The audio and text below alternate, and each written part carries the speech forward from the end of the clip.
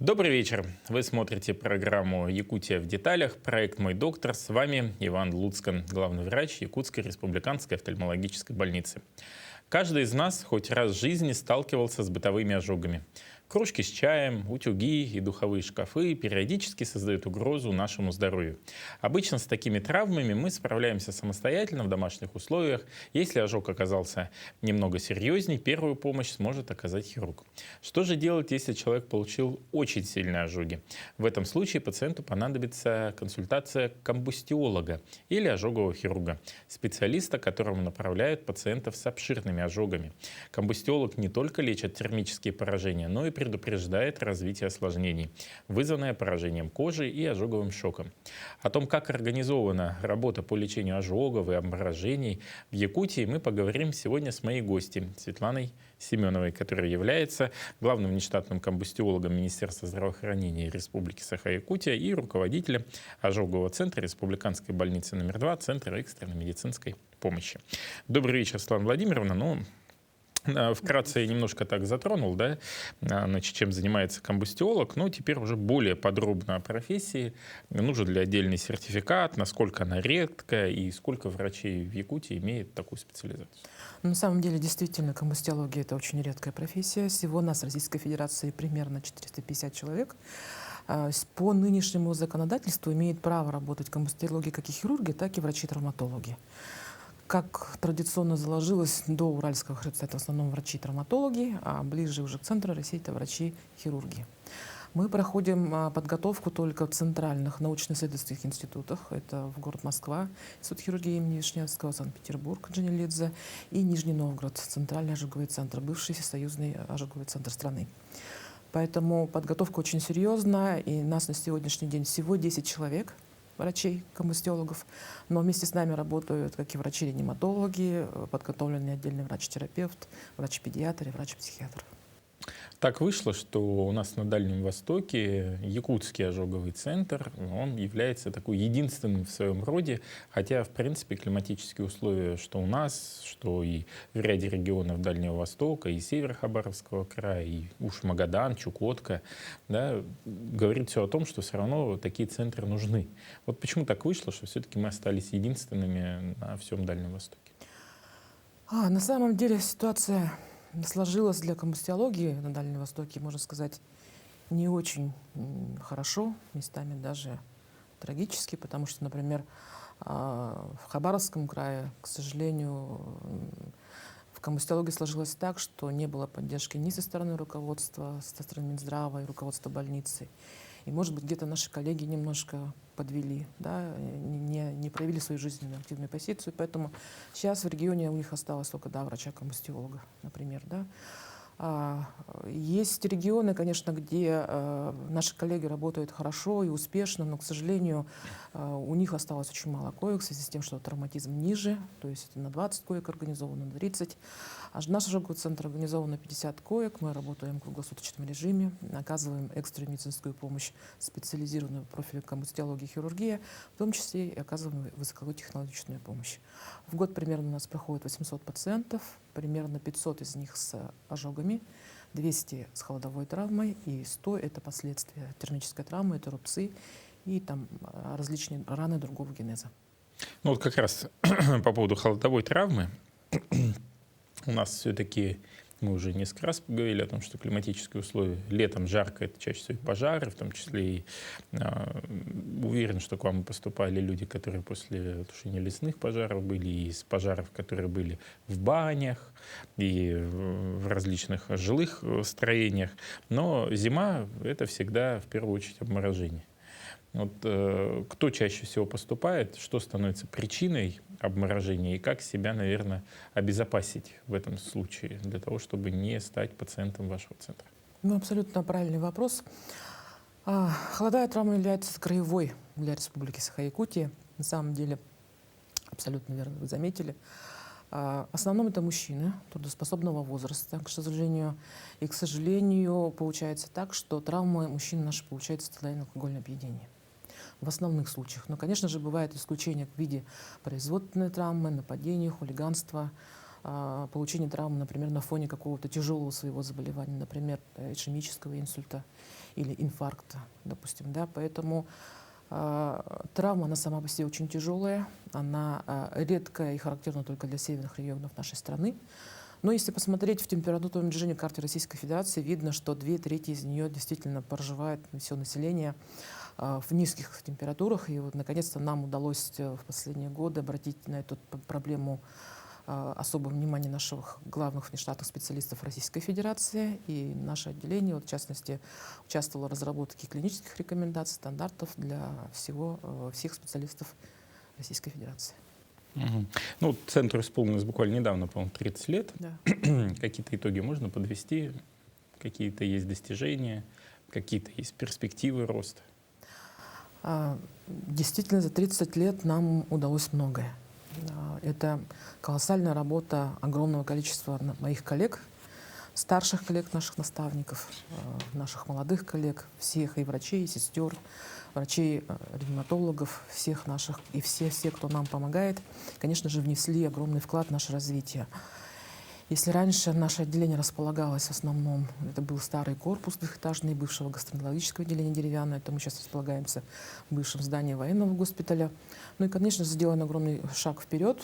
Не один год по результатам статистических исследований Минздрава Российской Федерации наше отделение входит, центр уже сегодняшний день входит в десятки лучших среди страны.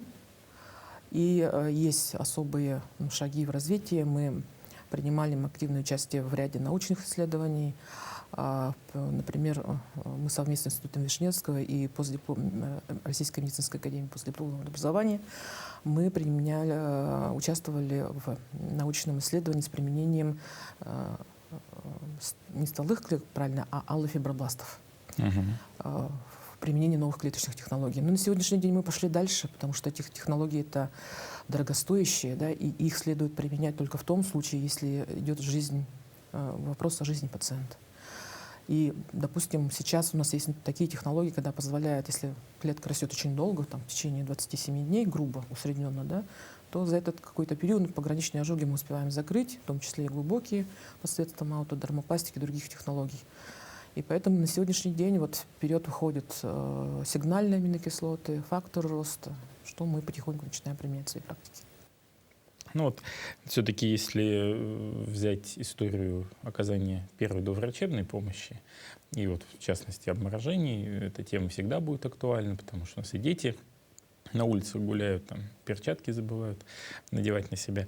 А вот какой алгоритм действия в случае, если ты понимаешь, что все-таки у тебя обморожение, ну, хотя бы там первой степени, и в домашних условиях, там под горячую воду нас сразу, ну, не выход. Нет, к сожалению. Да, значит, вот как действовать в ситуации? Да, к сожалению, в последнее время, последние десятилетия, наверное, случилось так, что наше с вами население не знает, как правильно оказывать первую помощь, как при отморожении хватовой травме, так и при ожогах.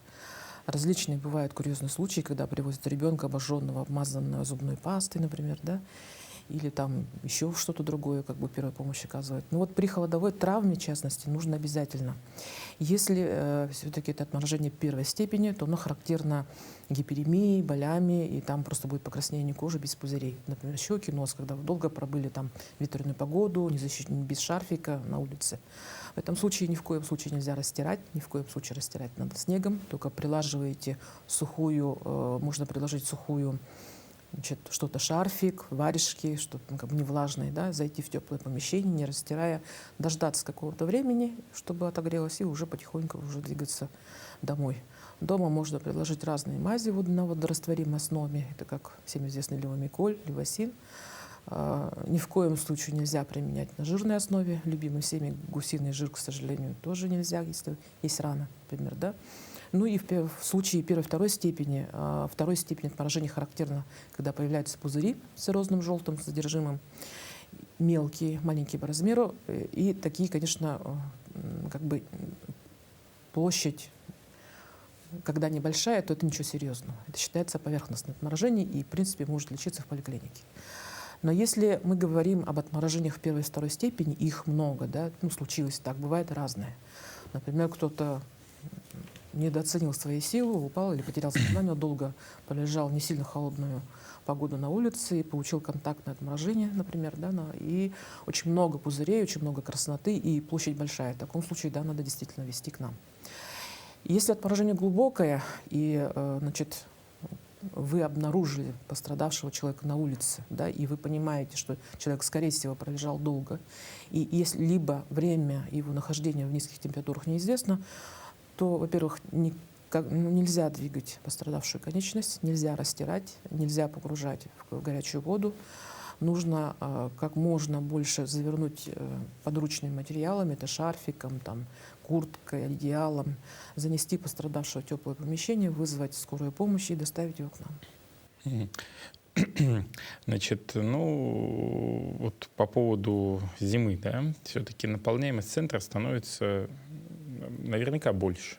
Да, абсолютно. Да? Вот удается ли справиться с нагрузкой? Но мы в таком режиме работаем не один десяток лет, к сожалению.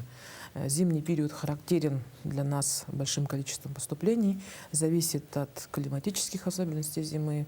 Если зима потеплее, то, естественно, пострадавших меньше. Если зима лютая, как в прошлом году, то мы буквально, грубо говоря, на 50 койках одновременно у нас находилось около 90 человек пострадавших. И все это были с холодовой травмой. Да, к сожалению, очень много среди них мужчин, но, к сожалению, последние годы, где-то примерно с 2014 года, и добавляется увеличится количество женщин, получивших отморожение.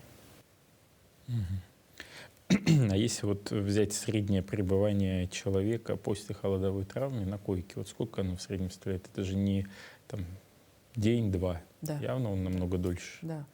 Ну, если в среднем ожоги, в среднем, да, у нас лечатся ожоги как и поверхностные у маленьких деток, которые очень быстро заживают, такие тяжелые обширные ожоги, там порядка 80%, которым будет применяться многоэтапное оперативное лечение, не один раз будет делаться пересадка кожи, то в среднем такие пациенты у нас лежат 16 койко-дней, 16-17. Если говорить об отморожениях, то опять-таки здесь ситуация еще сложнее. Если это поверхностный ожог, он лежит в среднем где-то такой пациент 7-10 дней, да?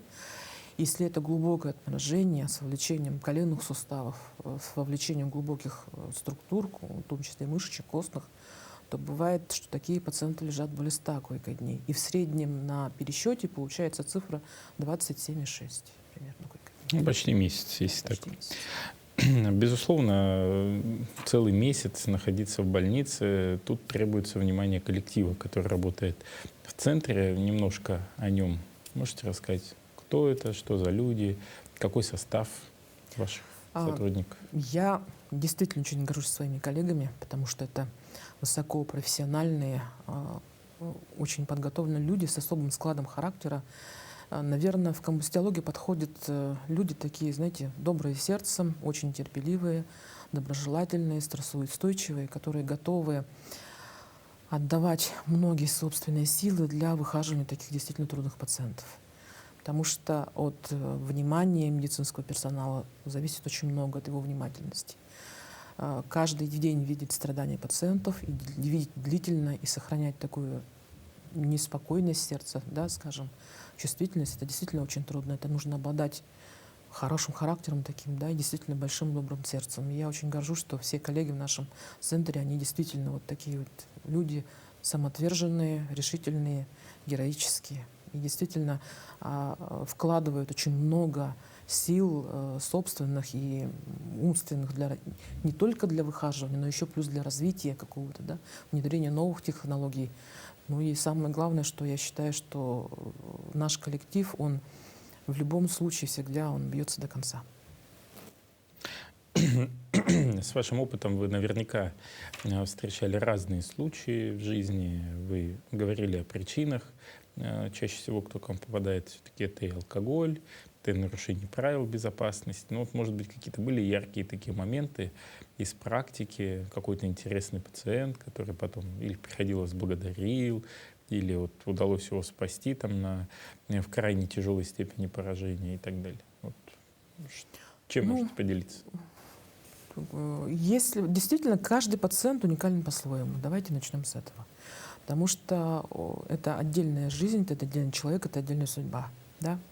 Ну, конечно же, молодому, когда ты молодой, начинающий специалист, запоминается там самый твой первый тяжелый пациент, да, или самый твой первый трагичный случай, или первый там выписанный пациент с обширной травмой, или там чем-то отличающийся. Ну, если из моей личной практики выделять такой случай, да, ну, можно, ну, давайте два случая расскажу. В одном из центральных районных больниц поступил звонок, и туда поступил ребенок с обширным ожогом.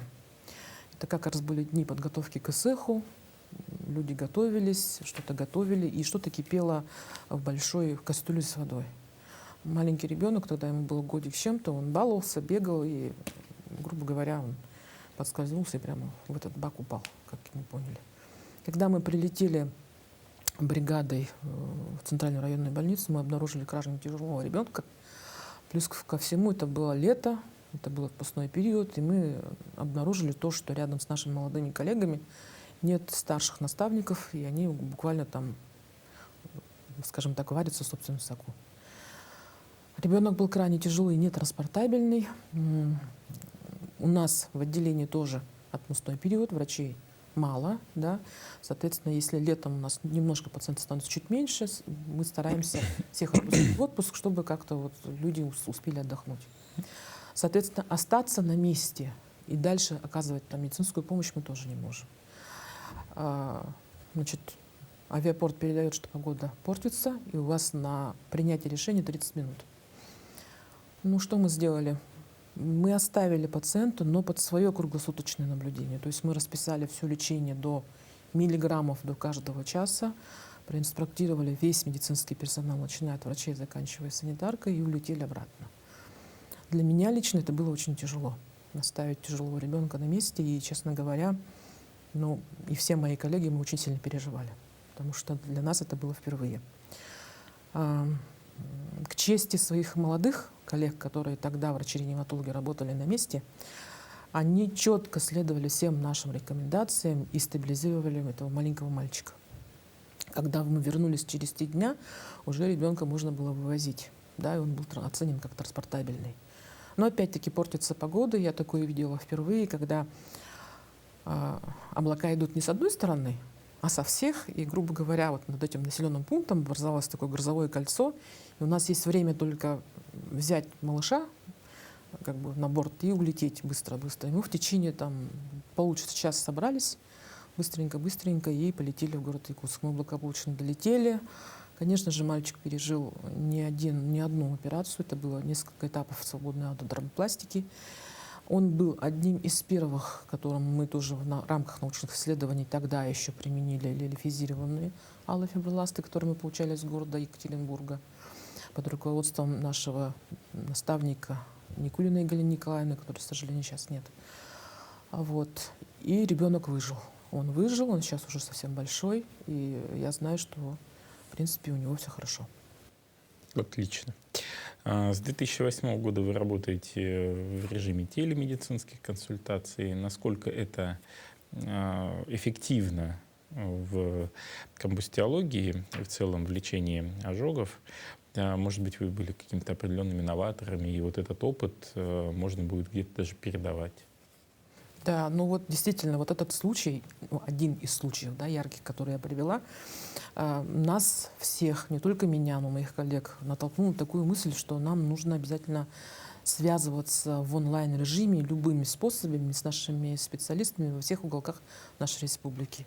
И вот в 2008 году мы предложили, что мы будем, тогда уже поднимался вопрос о формировании телемедицинских точек в центральных районных больницах, и мы выступили с такой инициативой, что давайте для раннего выявления тяжелых пациентов, особенно мы начали с детей, потому что, ну вот вы, руководитель, вы, наверное, меня поймете, что когда внезапно в пятницу вечером вдруг прилетает санрейс, и там тяжеленный ребенок, а у вас забита полностью вся реанимация другими пациентами, особенно зимой, да, и как бы тоже эффект внезапности есть, да, и он, как бы мы в экстренном режиме не работали, но все-таки и получаешь иногда и с дефектами ведения пациентов, да, и крайне тяжелых пациентов. Мы решили внедрить такой алгоритм раннего выявления, когда все коллеги наши, которые находятся в отдаленных точках нашей республики, при поступлении тяжелых пациентов, первые часы, как у них есть возможность, они связываются с нами. Можно путем телефонов, IP-телефонии, сейчас телемедицинская связь через выделенную телемедицинскую линию. И мы получаем там фотографии участков пораженных. И вместе со своими коллегами, вместе с врачами-реаниматологами, вместе с коллегами, которые работают в районах, мы ставим правильный диагноз, расписываем все лечение и вырабатываем совместно тактику. Чаще всего такие консультации у нас бывают совместно с медициной катастроф, и мы решаем уже, на какой срок мы его эвакуируем, пострадавшего, в составе какой бригады и очередность. Допустим, если есть другие пациенты более тяжелые, например, да, с другой травмой, или там роженица, или кровотечение, в общем, мы как бы объясняем степень тяжести, и, конечно же, еще учитывается то, что наличие специалистов на местах. Бывает, к сожалению, так, что в арктических, особенно зонах, отсутствует врач-травматолог или хирург, и эту первую врачебную помощь оказывает врач-педиатр или врач вообще акушер-гинеколог. Тогда, конечно, приоритет выше. Ну, вот как раз вы же плотно работаете с медициной катастроф, и бывают вылеты в разные районы, и не только в районы, а еще и на отдаленные различные площадки. Но чаще всего с чем вызывают санавиацию? И почему иногда нельзя транспортировать больного? Потому что вот мы очень много историй читаем в тех же самых социальных сетях, где, к сожалению, ругают родственники медицинских работников. Вот, санрейс вызвали, они не забрали и так далее, значит, халатно относятся. Вот. Все-таки давайте развеем определенные опасения родственников и в целом объясним, каким образом действует медицина катастроф и в данном случае конкретно ваша служба. Ну, давайте на примере тогда нашей службы мы действительно поясним. Тут совокупность оценивается нескольких факторов. Во-первых, тяжесть состояния пациента, объем оказанной медицинской помощи, качество оказанной медицинской помощи, оцениваются все риски. И тогда бывает так, что риск транспортировки он намного больше превалирует, чем ее целесообразность. И тогда в интересах пациента мы оставляем пациента на своем же контроле, то есть мы связываемся с врачами опять через телемедицинскую систему, там сколько нужно. Телефоном там можно хоть через каждые полчаса, да, связываться. И добиваемся стабилизации пациента. Если пациент, допустим, бывает так, что травма бывает несовместимой с жизнью. И, к сожалению, пациент уходит. И тут, смотрите, еще риск есть, что есть и риск во время перелетов потерять пациента. Поэтому оценивается очень много факторов. Оценивает это не один доктор, это оценивается целая там комиссия или консилиум. И после этого принимается решение транспортировки. Не все просто так. Мы хотим это ну и плюс с коллегой озвучить. Погодные условия тоже вносят, к сожалению, коррективы. Вы работаете и с бойцами, которые у нас участвуют в специальной военной операции. Они обращаются к вам, ну, особенно когда и в период отпусков приезжают. Как проходит лечение наших ребят, какая помощь оказывается? Ну, смотрите, давайте начнем с того, что на сегодняшний день наш ожоговый центр богат специалистами, которые являются, наверное, такими лучшими, кто работает с обширными кожными дефектами. Это не только ожоги от морожения, это рваные раны, это разможженные раны, это раны после автотравм, ну, как бы, да, ну, в том числе и вот боевые раны. И бывает так, что нужна, когда большая пересадка, нужно многоэтапное лечение, тогда такие пациенты поступают к нам. И, соответственно, республиканская больница, если коллеги предлагают, что вот поступил нам боец, и нужна действительно такая помощь специализированная, сложная, соответственно, все вместе мы принимаем решение, что вот пациент будет находиться у нас. Ну и если говорить по своему профилю, конечно, больше к нам попадают танкисты. К сожалению, нужно констатировать тот факт, что ожоговых коек в военных госпиталях чрезвычайно мало. Да? Во время боевых действий, когда принимаются наземные какие-то техники, особенно танкисты, таких травм очень много. Соответственно, такие раненые поступают к нам поздно. Они проходят, у них есть свои собственные правила у военных, когда у них четко следуют этапам эвакуации. И вот с коллегами Краснодара у нас, по крайней мере, есть такая договоренность, если, допустим, есть доброволец или там кто кому нужна дальнейшая эвакуация к нам, то, соответственно, они нам сообщают. Если также тоже, в основном к нам пока попадали добровольцы, и были те, которые были выписаны с незакрытыми ранами, не зажившими, да, и они обращались уже к нам, и уже конечный совсем уже результат до полного заживления здесь доводили уже мы. Но это очень долгое время. Мгм. Мы с коллегами все-таки думаем, что как-то бы нам лучше пораньше забирать наших раненых. Безусловно, после тяжелого у вас лечения и достаточно длительного, мы уже обсуждали, что некоторые пациенты и до 100 дней могут лежать. Вот, при среднем нахождении на койке где-то 27 дней все равно требуется определенная реабилитация. Вот в каких условиях необходимо проходить эту реабилитацию, какие возможности есть, куда людям необходимо обращаться? Ну, первые шаги реабилитации, первые этапы мы начинаем уже у себя в отделении. Потихоньку после обширных, допустим, ожогов пациенты начали учиться ходить, вставать, разрабатывать суставы. Мы объясняем, как вести себя в жизни, как правильно двигаться. Начинается, как называется, тренировка рубца даже, потому что рубцовая ткань, она малоэластичная, она может порваться. На нее должна налагаться определенная нагрузка, чтобы разрабатывать суставы или какие-то движения, да. Ну, в части того, что касается послехолодовой травмы, если, к сожалению, нам не удалось сохранить конечность, соответственно, оформляется инвалидность, направление оформляется дальше уже в центр реабилитации, и дальше уже совместно с другими коллегами мы передаем такого пациента дальше уже другим специалистам-реабилитологам, но свое участие таких пациентов мы не завершаем. Мы обязательно пишем в выписке, что контрольный осмотр через определенное время врач сам решает. Например, если врач видит, что формируются рубцы, он вызывает его на контрольный осмотр, допустим, через 2 недели, через месяц. Если нет возможности приехать, то через телемедицинскую связь. Также с отморожением, что нужно действительно показаться, и дальше мы всех наших пациентов выписанных мы отслеживаем и приглашаем уже дальше на этап лечения, на госпитализацию, если это необходимо.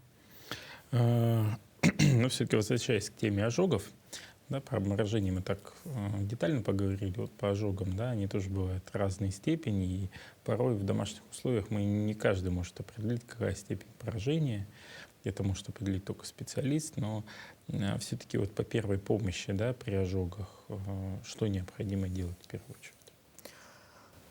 Первая помощь, чаще всего ожог получается кипятком. Да, это вот неосторожный, значит, если говорить о детях, к сожалению, родители не всегда бывают осторожны. Надо действительно далеко ставить все электроприборы, да, особенно чайники современные, которые быстро кипятят. Горячая вода, когда проливается на кожу, соответственно, она вызывает ожог. К счастью, для взрослых это бывают поверхностные ожоги. Но когда это ребенок маленький, когда кожа нежная, очень, да, незрелая, то, к сожалению, если кипяток был очень горячий, то может быть и глубокий 3-й степени ожог. Поэтому вот эта вот первая помощь, она грамотно оказанная, первая помощь, она очень необходима, очень важна. Значит, вначале обязательно надо действительно поместить этот пораженный участок под холодную воду, можно под проточную воду.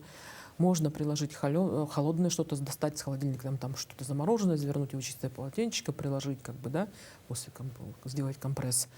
Ни в коем случае нельзя самим что-то удалять, срывать слущенную кожу. Конечно же, можно там осторожно снять одежду облитую, обязательно надо облитую кипятком, вот, и вызвать скорую помощь и приехать к нам. А площадь ожогов как можно вычислить? Ну, существуют определенные правила для взрослых, например, да, это 1 ладонь, это 1%. Одна конечность, в зависимости, там, нога 18, рука 9, голова 9, вот как-то так, а общая сложность всех кожных покровов это 100%. Ну, примерно такие соотношения. У детей соотношения другие, потому что у детей отношение голова-туловище, оно совсем другое. Там в зависимости от возраста. А какие ожоги хуже всего поддаются лечению? Ну, на сегодняшний момент медицина не стоит на месте. Сейчас действительно можно успешно лечить очень глубокие ожоги. Но самые глубокие ожоги действительно это пламенем или контактные, которые очень длительно соприкасались с горячим источником, например, да. Вот.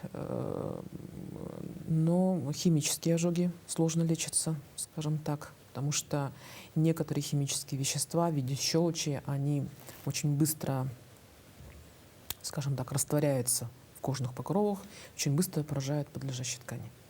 Поэтому их, к сожалению, нельзя даже опытному хирургу в первые часы, в первые сутки определить степень. Она появляется только через сутки, например, после осмотра опытного врача. Поэтому все химические ожоги, они обязательно должны быть доставлены к нам. Мгм. Ну вот после любого ожога, ну и в целом какого-то воздействия формируется все-таки рубец. Вот как быть с рубцами? Потому что многие пытаются там вывести как-то, и косметологически ходят к специалистам, проводят даже операции специальные. Может быть, как-то можно обойтись и без таких вмешательств на ранних каких-то стадиях. Да, мы рекомендуем обязательно, когда выписывается пациент после ожогов или после термической, острой травмы, во-первых, рубец, он быстро развивается у людей, которые генетически расположены к рубцовому образованию. Да? К сожалению, вот на основе длительного опыта и с опыта старших коллег мы замечаем, что рубцы больше образуются у смуглых людей, у азиатской нации, скажем так. Да? Но вот Галина Николаевна, наш бессменный наставник, считала, что даже есть такая у нас районированность, да, вот кто-то больше предрасположен к формированию рубцов. Поэтому мы ему даем определенные рекомендации. Это бояться прямых солнечных лучей, пользоваться УВ-фильтрами. Какое-то время нельзя носить синтетическую одежду, чтобы поверхность, которая зажила, не раздражалась статистическими разрядами. Пользоваться гипоаллергенными гигиеническими средствами. Ну и, конечно же, мы назначаем с защитной целью силиконовые покрытия. Это могут быть силикон, содержащие мази или прокладки. Потом, если они неэффективны, назначается компрессионная одежда. И если после всего этого рубец продолжает расти и он считается активным, то мы вызываем его уже пациента на консервативное лечение рубцов. Это физиотерапия, это одновременное ношение компрессионной одежды. И врач тут уже оценивает, как отвечает пациент на физиотерапию, на консервативные методы лечения, вызывает на этапное лечение каждые 3 месяца. И, соответственно, если рубец растет дальше и ткань становится гипертрофированной, то тут уже мы говорим об оперативном лечении. Вот по детям еще такой уточняющий вопрос, наверное, который возник сразу. Все-таки на детях заживление идет быстрее. Да, хотя в то же самое время у них и поражение может быть глубже. Вот возвращаясь к теме рубцов и детей, какой шанс сохранить как раз у детей нормальное состояние кожи после ожога или термической травмы холодовой? На самом деле, если это поверхностный ожог, то да, шансы хорошие. Если это был глубокий ожог, мозаичный ожог, да, то, к сожалению, учитывая и аллергизованность населения на сегодняшний день, да, и какое-то наличие аутоиммунной патологии у некоторых групп населения, то развитие после ожогов рубцов, оно действительно очень частое на сегодняшний день. Чаще, чем мы диагностировали, скажем, в 90-е годы. Ну вот мы говорили как раз о маршрутизации пациентов, да, и то, что вы единственный ожоговый центр на территории республики.